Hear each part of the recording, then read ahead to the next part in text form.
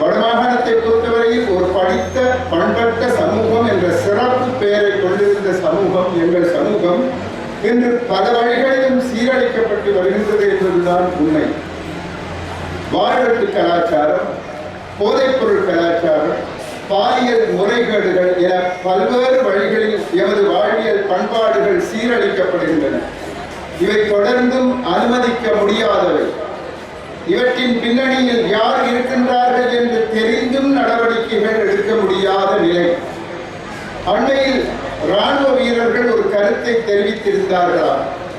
பாதுகாப்பு கடமைகளை எமது கைகளில் ஒப்படையுங்கள், நாம் வாழ்வெட்டு கலாச்சாரத்துடன் தொடர்புடைய ஆவா குழு மற்றும் சனா குழு ஆகியவற்றை முழுமையாக எமது கட்டுப்பாட்டின் கீழ் கொண்டு வந்து இல்லாதொழிக்கின்றோம் என்று கூறியிருந்தார்கள். குறித்த குழுவினர் பற்றிய செயற்பாடுகள் பற்றி இராணுவ வீரர்கள் ஏற்கனவே தெரிந்து வைத்திருக்கின்றார்களோ என்று எண்ண தோன்றுகின்றது. அவ்வாறாயின் அவர்களை கைது செய்வதற்கும் ஏற்ற சட்ட நடவடிக்கைகளை மேற்கொள்வதற்கும் ஏதுவாக போலீசாருடன் இணைந்து அவர்கள் ஏன் செயற்படக்கூடாது என்ற கேள்வி எழுகின்றது. ஆவா குழு, சதா குழு என்பவை இராணுவத்தினரால் அடையாளப்படுத்தப்பட்ட குழுக்கள்.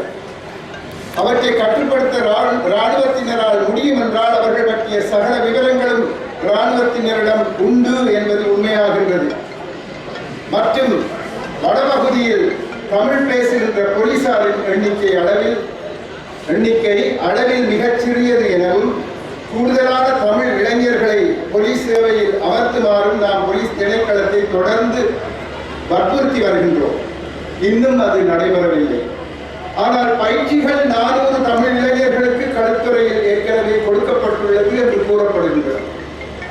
அதே நேரத்தில் வடபகுதியில் இருக்கும் தமிழ் போலீஸ் உத்தியோகத்தர்களை வடபகுதியை விட்டு வெளியே செல்லுமாறு அனாமதேய அறிவிப்புகளும் விடுக்கப்படுவதாக கூறப்படுகின்றது.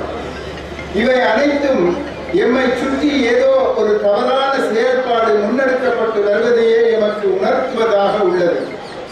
பிரபாகரன் படை என்று ஒன்று துண்டு என்ற ஒரு துண்டு பிரசுரம் விநியோகித்து இராணுவத்திற்கு எதிரான சுலோகங்களை கக்கி வருகின்றது. இவை நம்மவரா அல்லது வேறு சக்தியா என்ற ஐயப்பாடு எழாமல் இல்லை.